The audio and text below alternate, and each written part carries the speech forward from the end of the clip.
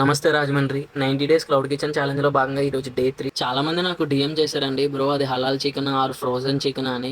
అందుకే నేను ఈరోజు జాంపేటలో ఉన్న సాల్మా బ్రాయిలర్స్‌కి వచ్చానండి. సో మీ అందరి డౌట్స్ ఈ ఒక్క వీడియోతో క్లారిఫై అవుతాయి అనుకుంటున్నాను. హాయ్ అన్న, మీ పేరు? నా పేరు అబ్దుల్ జలీల్.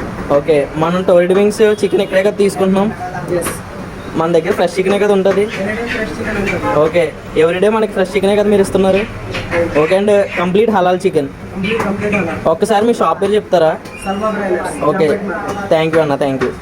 పెట్రోల్ మళ్ళీ అయిపోయింది. అందుకని పక్కనే ఉన్న బంకుకు వెళ్ళి పెట్రోల్ కొట్టించుకొని ఎండగా ఉందని చెప్పి దొడ్ల డైరీకి వెళ్ళి ఒక 2 లస్సీ ప్యాకెట్లు ఇమ్మని అడిగాను. లస్సీ తాగేసి చికెన్ పట్టుకొని ఇంటికి వెళ్ళి శుభ్రంగా క్లీన్ చేసి bone and boneless chicken separate చేసి మ్యారినేషన్ బాగా చేశాను.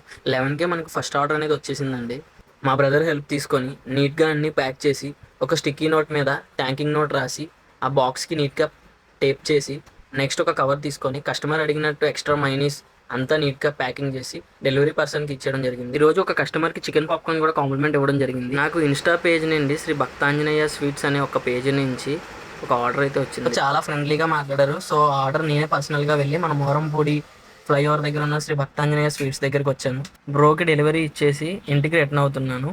వెళ్ళే ముందు ఫాలో చేయొచ్చు కదా.